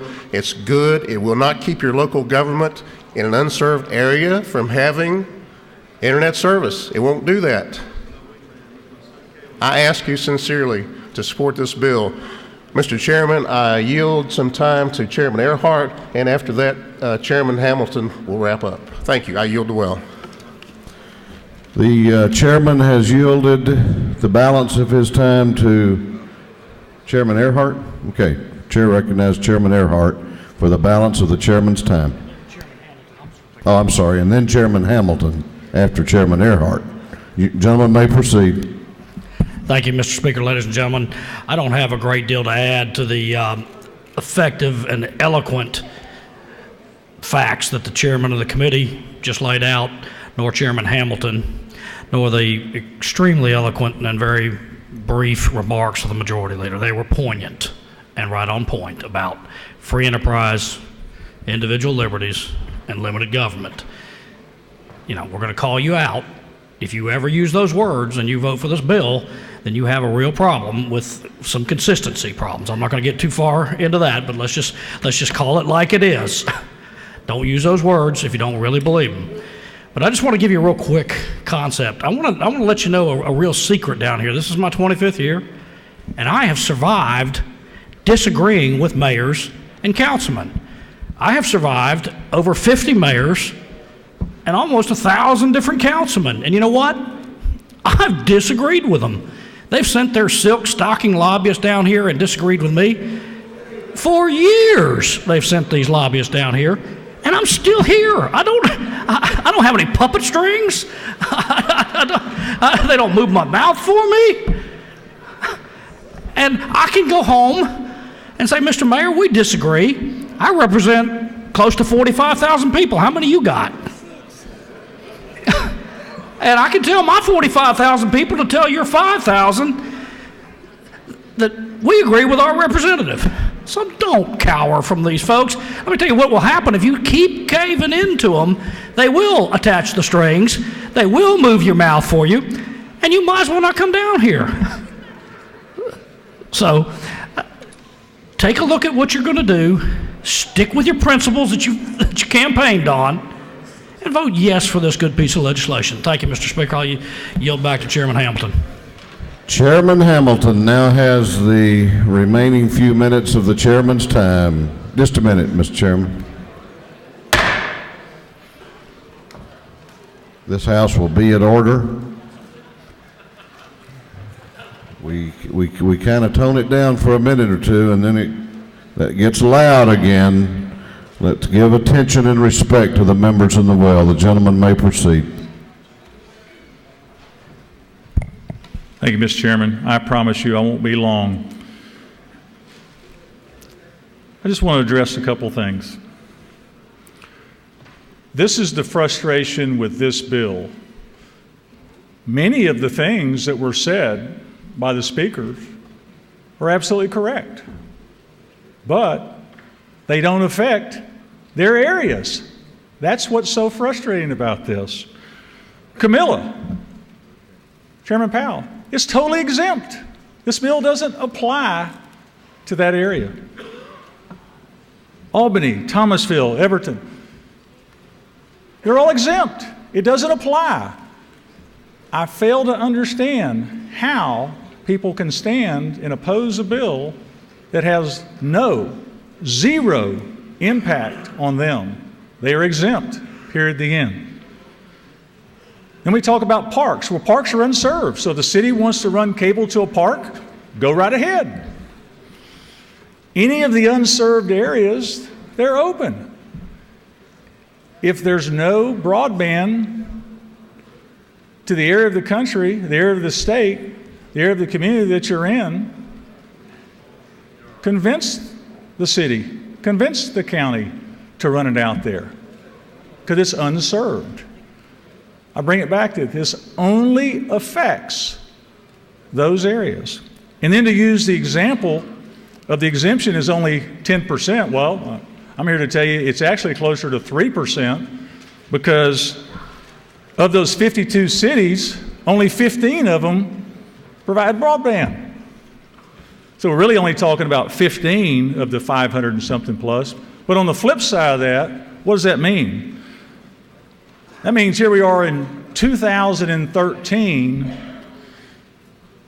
and 95% of the people haven't got their government into the broadband business. I would say that their needs in many areas are being met. If they're not, this does not keep those needs from being met. You still have that opportunity. And I go back to that same red herring 3 megabytes. I've said again, we increased it to 1.5. We increased it to 3. I asked people, if 3 is not high enough, tell me what it is. I've had people come to me tonight. What should it be? I don't know. I've talked to Representative Dudgeon, who's the technology guy. He said, whatever you have, it's going to continue to go up. Fine. I have said, I have no problem in the Senate if someone says, you know what, we look at this and we think that businesses need a minimum of 10. Residential needs a minimum of 4. I'm not the expert to know that, but I'm willing to sit down with those people and come up with it, because I don't want to pass a bill that doesn't do the right thing. I have asked the opposition to tell me if 3 is not high enough, what should it be? And they say, I don't know. And then this continual story about, well, 3 is just a click away from DSL or something. Again, I show you from the FCC guidelines on the internet. Web browsing, 0.5, not 3 or 4, 0.5. Interactive pages, 1. Streaming videos, 0.7. So these continued red herrings about the speed. Tell me what the speed needs to be, and that's what the speed we'll put in this bill. In closing, I was so impressed with the comment that I wrote it down, and I'm going to read it to you. This is plagiarism. This comes from the Majority Leader. If I could have everybody's attention, I'd like to quote the Majority Leader. If you believe government can deliver goods and services more efficiently than private free market enterprise, then you should vote no. But if you believe in free market and free enterprise, then I suggest that you vote yes. Mr. Speaker, I yield the will. The gentleman had questions, but he has yielded the will. The previous question has been ordered. Is there any objection to adopting the committee substitute? What purpose does Representative Nix rise? Parliamentary inquiry, Mr. Speaker. State your inquiry. I've been trying to ask this of the Speaker. Is it not true that had this bill been in effect 10 years ago, Kia would not be in Georgia because LaGrange would still be waiting for these companies to come and put broadband in? I think that's going to have to be something that everyone answers for themselves, Mr. Chairman. Is there any objection to adopting the committee substitute? The chair hears none. The committee substitute is adopted. Is there any objection to agreeing to the report of the committee, which was favorable to the passage of the bill? The chair hears none. The report of the committee is agreed to. Shall this bill now pass? All those in favor of the passage of House Bill 282 will vote yes. All those opposed will vote no, and the clerk will unlock the machines.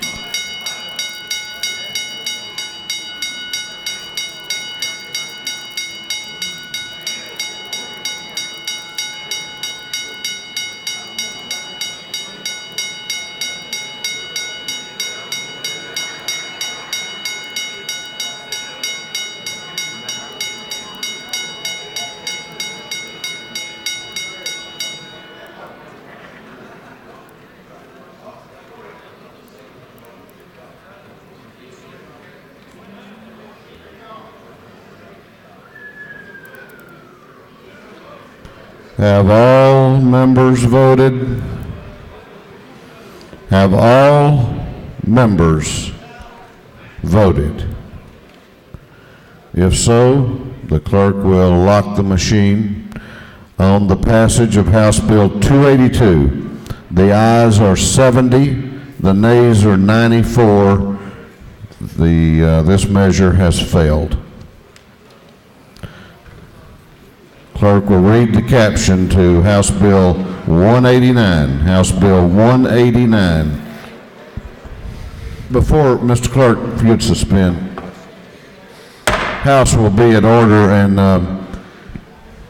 I looked for him earlier on the floor today, but we have a new representative-elect who has been visiting with us today. Representative-elect David Stover from the 71st House District.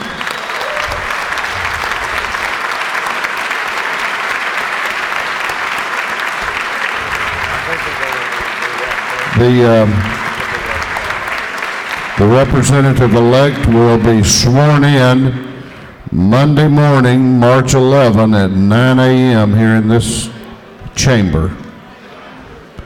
Now, Mr. Clerk, if you would read the caption to House Bill 189.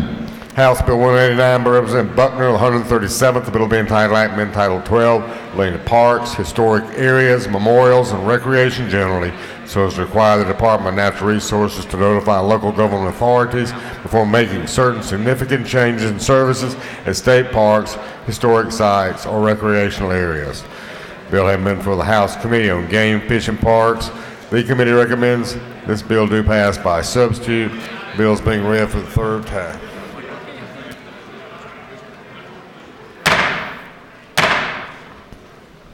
Did somebody hear an adjournment motion? I didn't.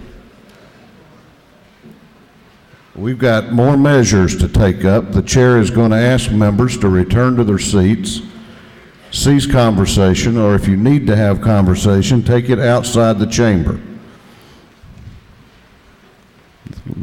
Chair recognizes Representative Buckner to present the bill. Representative Buckner. Thank you, Mr. Speaker. Ladies and gentlemen, I am proud to bring House Bill 189 for your consideration. In 1931, Georgia was one of the first states to establish a park system. And we have a great park system that includes 60 properties and 18 historic sites. And I have always been impressed that we have over 17 million visitors every year to all of our recreation, historic sites, and parks in Georgia. Over the last few years, we've had difficulty with budget. I don't know if anybody besides Representative England knows that, but because of the budget cuts, some of our parks have had a difficult time.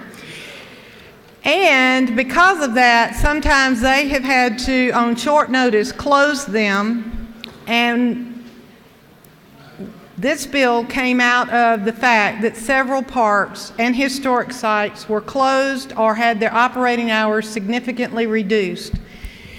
The local community said if we just had notice, we would help out. We would do something to try to keep the park going because it negatively impacts our economy in our community if that park or historic site or recreation site is closed. This bill passed the House, it passed the Senate last year, the Senate amended it, and it came back, and we ran out of time on the last night to get final passage. All the bill does is it requires the Department of Natural Resources to give a 60-day notice if they are going to close a park, historic site, or recreation area, or if they're going to reduce the operation hours by 50% or more. This allows that local community to see if they have the resources to help the state keep it going.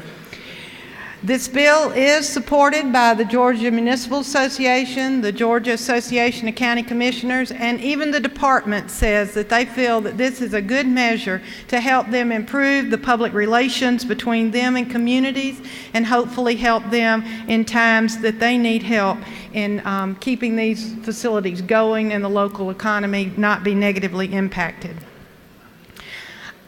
On your desk, there is an amendment, and Representative Bryant, I guess, will speak to his amendment, but it is a bill that is also a notification bill to notify cities or if the DOT is coming through and going to cut trees, and I am okay with his amendment if you are so inclined. But with that, Mr. Speaker, it's just a bill to notify the local governing authorities 60 days prior to closure. And if there are any questions, I'll be glad to yield for them. You have a question if you care to yield. Chair recognizes the Majority Caucus Whip, Representative Lindsay, to your right for a question. Thank you, Mr. Speaker. Will the lady yield? Yes, sir, I will. Could you please inform my good friend, Representative Williams, that when an outstanding Democrat brings an outstanding bill, it will most certainly make it to the floor of the House? Yes, sir, I'll do that. Thank you. No further questions. You have a Representative Williams said he was talking about his bills. You have another question if you care to yield. I'll yield, Mr. Speaker. Chair recognizes Chairman Burns to your right for a question. The lady yield. Yes, sir. You may also tell Representative Williams we're still looking for that bill for him also. We've tried diligently, but we're still trying. We really appreciate you bringing this bill back. It's a good bill, and it's going to be good for the parks in Georgia and good for the people of Georgia. And we appreciate the department also agreeing to work with us on this. And very much thanks to you for sticking to it and making it come back. Thank you, Mr. Chairman. Thank you for your help. And I also want to thank Representative Stevens, who understands that our parks and historic sites are incredible for tourism, and he was a co-signer. So with that, I'll yield the well. Lady has yielded the well.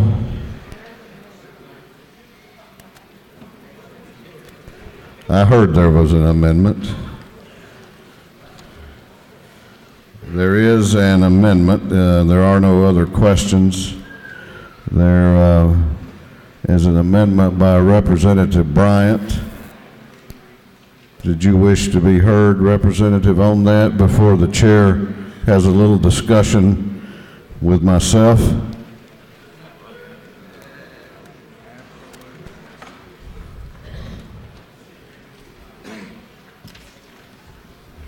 Thank you, Mr. Speaker.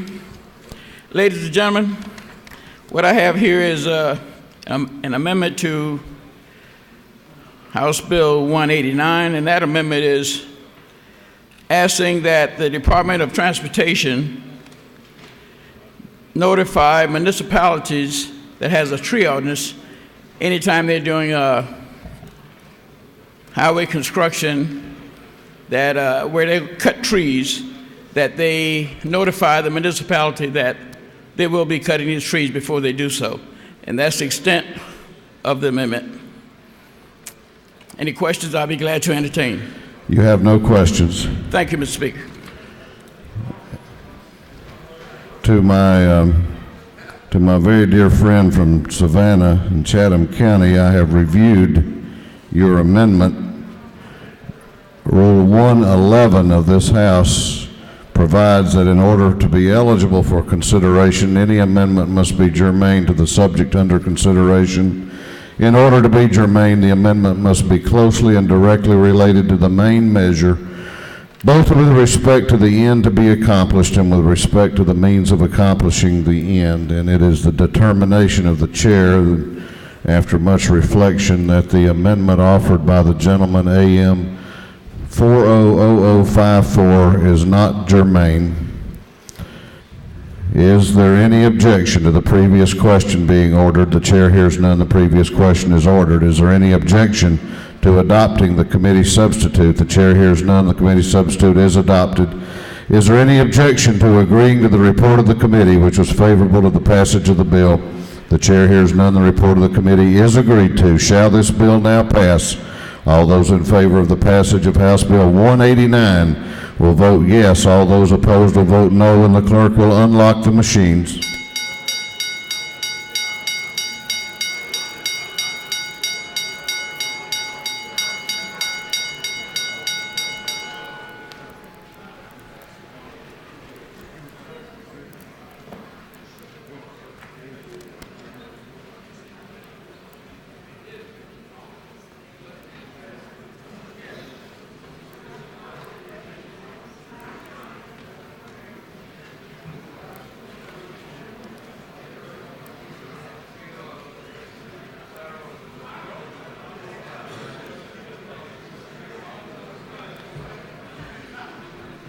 Have all members voted?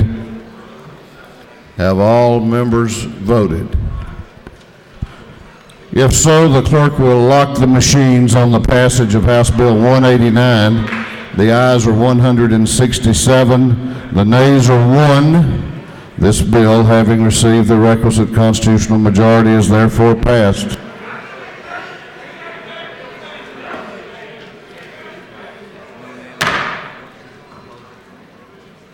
We still have not finished the rules calendar. I'm about to recognize the chairman to see if he has any announcement he wants to make.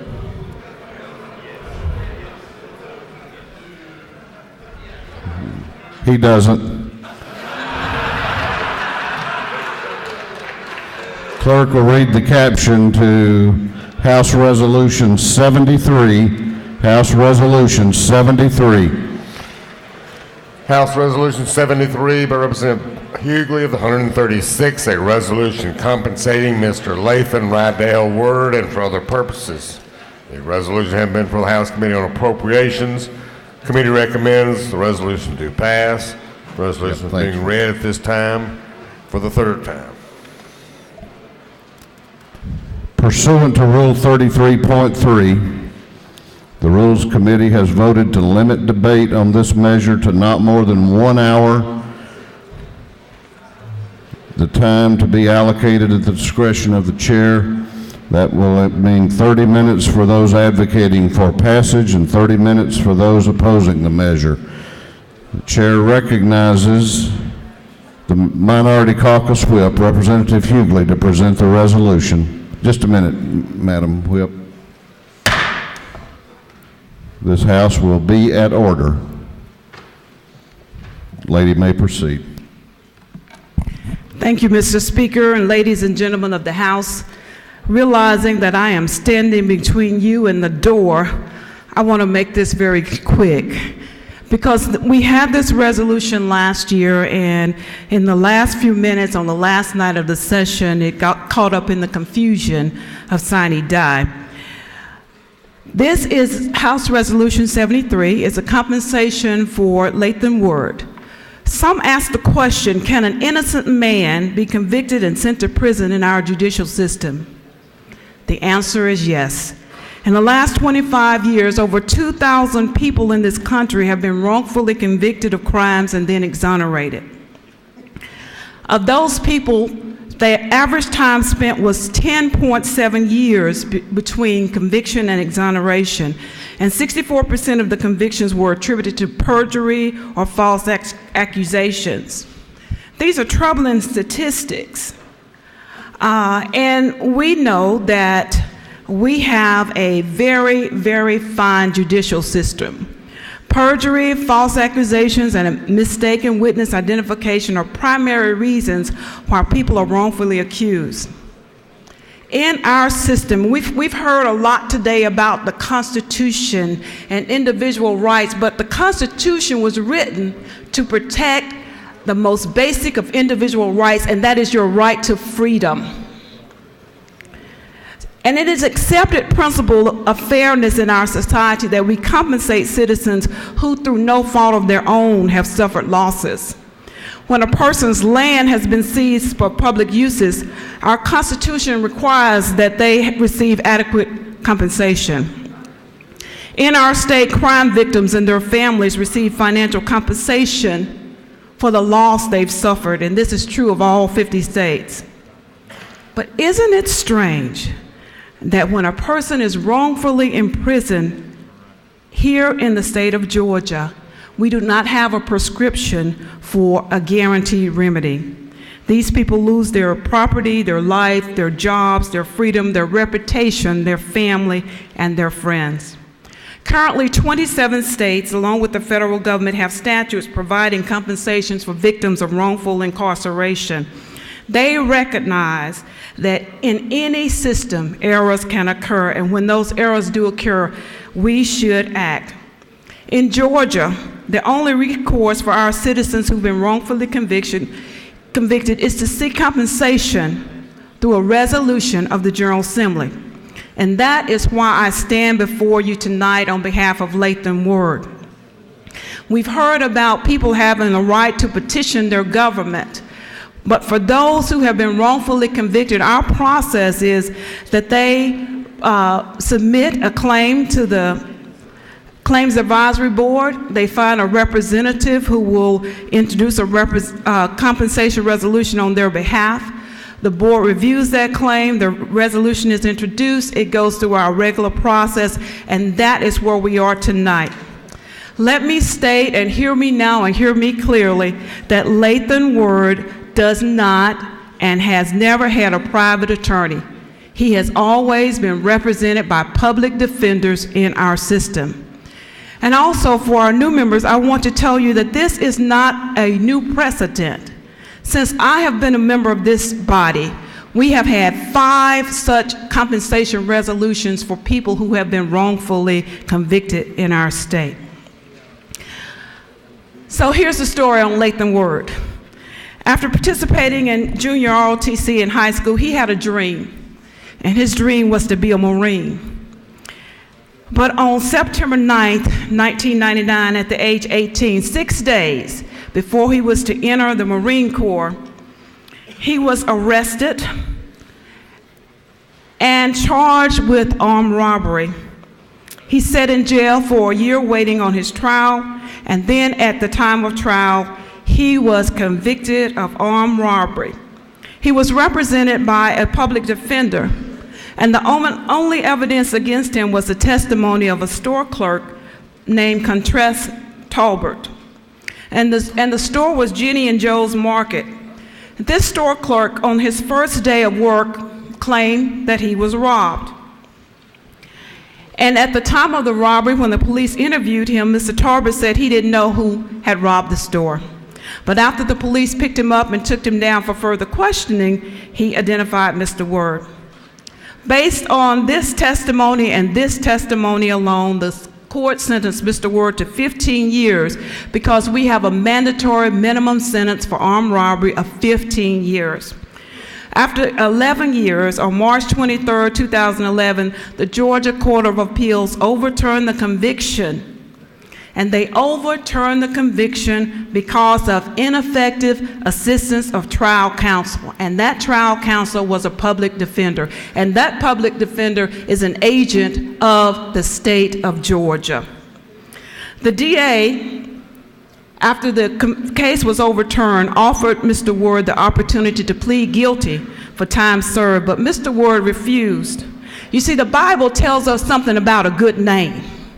And Mr. Word wanted not only to be free, but he wanted his good name restored to him. So he went through a second trial. And at the second trial, they brought Mr. Talbot in, and Mr. Talbot said to the judge, "I refuse to lie. I've been lying all the time." And Mr. Talbot at this time was a prisoner himself. He's serving a life sentence, you see, for armed robbery and murder. And this was the witness that we used to convict an innocent man. After this, the judge ordered the immediate release of Mr. Word. He became a free man with no skills, no job experience, and a criminal record to explain. I want you to think with me for a moment. Think with me, and I know some of us got to go back further than others. Think about the things that you did between the ages of 18 and 30. Between 18 and 30 is the time in our lives when we set our foundation. We go to college, we learn a trade, we start our careers, we start our families. Tell me tonight, what would your life be if the decisive scenes in your life between the ages of 18 and 30 were missing? What would your family be? How would you approach life? And this is what Mr. Ward is facing. I know the hour is late, and I know this is difficult to understand, and I really hate to be here the last person before we all go home. But I got to tell you that no one wants to believe that innocent people are in jail. And no one, I don't believe anyone in here wants to see an innocent man serve not one day in jail for a crime he did not commit. And that's why we bring this compensation resolution to you tonight. The compensation resolution is for $400,000 and is based on the fact that Mr. Ward was planning to go into the military, and I got to thank Chairman England for his assistance on this, and we came up with this $400,000 based on what he would have earned if he had had an opportunity to be in the military during that time frame. We cannot replace almost 12 years of lost liberty, and this compensation will only assist Mr. Ward to reestablish himself as a citizen in today's society. Passing this resolution gives us an opportunity to prove that we believe in the most fundamental right, and that is the right of personal liberty, the right of freedom. It will prove tonight that we've not lost our commitment to liberty and to justice for all. And let me just say, there's some who said to me, well, why does not Mr. Ward sue the person who lied? Well, the person who lied is a convicted murderer, and he is in the Valdosta State Prison, so that's not a viable option. But what we need to understand is Mr. Ward was convicted by the state of Georgia. And Mr. Ward was represented by a public defender who was an agent of the state of Georgia. So ultimately, the responsibility is ours. And so I ask you tonight to put aside anything that will separate us at this moment. Because I'm not asking you as a Democrat, and I'm not asking you as a Republican to consider this. I'm asking us to stand tonight as Georgians and take responsibility when our system fails our citizens. And with that, Mr. Speaker, I'll stand for questions, or if there are no questions, I'll yield the will. You have a question. I'll be glad to answer. Chair recognizes Representative Hightower to your left for a question. Does the representative yield? I do. Do you know if there was any evidence of prosecutorial misconduct by the state in this case? Well, as you know, prosecutorial misconduct is something that a person could sue for if that were to happen, but there was no prosecutorial misconduct. The state of Georgia has sovereign immunity, and those people acting in their capacities have immunity under our Constitution. So that's not an option. We have a very good DA in Columbus. Ms. Slater has worked with us on this particular case. She has helped us to secure a release of the record so that Mr. Ward could go out and find a place to work. But there was no maliciousness involved. So prosecutorial misconduct means that they would have to be maliciously pursuing this person, and nobody can say that that happened. You have another question if you care to yield. I yield. Chair recognizes Representative Pack to your left for a question. Will the gentle lady yield? I do. Representative Hughley, you and I had conversations about compensation bills like this, Mhm. including this one. In my short time here, you've asked me what I vote on these bills, and you recall that? Yes, this is the same bill that we had last year, yes. Right. Historically, as a former prosecutor and as a defense attorney, I see the plight of gentlemen like that we're considering today. The problem and the concern that I have, Ms. Hughley, is for me, I have trouble with whether or not the state, in absence of evidence of prosecutor misconduct, that we should use the taxpayer money to compensate Mr. Latham. Well, just so you know, we're not setting a new precedent. The state of Georgia has done this 5 times before, and that has never been the standard. That has never, ever been the standard. The standard is if a person has been wrongfully convicted and they have a claim against this state, and the case against them was brought forth by the state, the entity that held him from his liberty for almost 12 years was the state of Georgia. And I understand that, Representative Hughley. As you know, I struggle with this decision. Mhm. No matter what, I do believe that we as citizens should take care of him either by contributions, and I commit that to you, that I will make a contribution for his well-being. But I know for a fact that you and I disagree on this. I don't think it's a proper role for the state government to compensate in this manner. Well, the most important thing you said was that we as citizens owe this man, and that's what we're asking you to do on behalf of the citizens of this state, provide compensation. Thank you, Mr. Speaker. I yield the well. Lady has yielded the well. Lady has yielded the well. There were questions. Is there any objection to the previous question being ordered? The chair hears none. The previous question is ordered. Is there any objection to agreeing to the report of the committee, which was favorable to the adoption of the resolution? The chair hears none. The report of the committee is agreed to. Shall this resolution now be adopted? All in favor of the adoption of the resolution will vote yes. All those opposed will vote no, and the clerk will unlock the machines.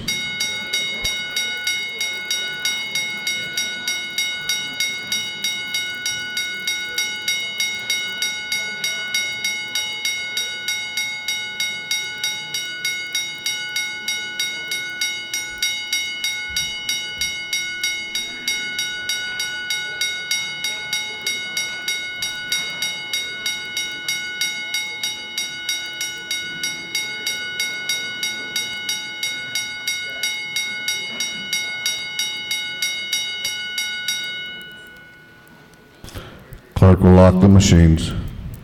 All members voted? All members voted. Clerk will lock the machines on the adoption of the resolution. The ayes are 97, the nays are 58. This measure, having received the requisite constitutional majority, is therefore adopted. We have had today some outstanding young people who have worked long and hard to serve the members of this House. I want y'all to help me welcome Evelyn Doss from Blue Ridge, Reagan Young from Blue Ridge, Zach Sims, Nicholas Jones, Asaya Allison, Jamal Muhammad, and from Kennesaw, Georgia, Andrew Setzler, Caleb Setzler, and David Setzler. The remaining pages here in the House tonight.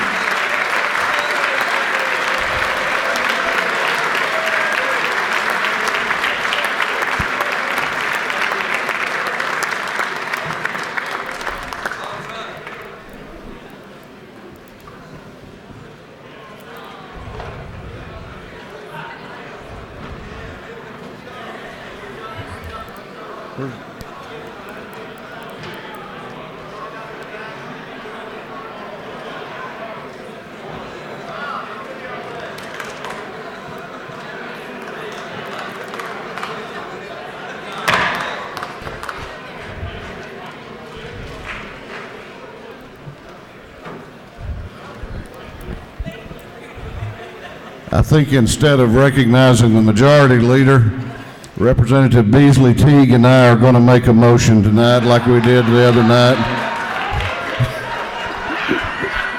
Are you tired? Are you tired, Representative Beasley Teague? I am too. I am too. Representative Hatchett said he wanted to join in that. Chair recognizes the majority leader of the House.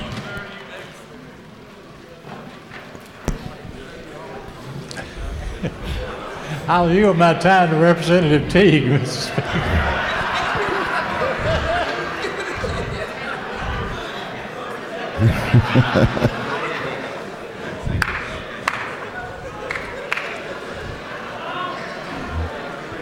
Never mind. Mr. Speaker, I move this House now adjourn until 10 a.m. Monday morning, March the 11th, 2013. The majority leader has moved that this House now stand adjourned until Monday, March 11 at 10 o'clock a.m. All those in favor of the motion will say aye. All those opposed will say no. The ayes clearly have it. This House is adjourned until March 11th at 10 o'clock a.m.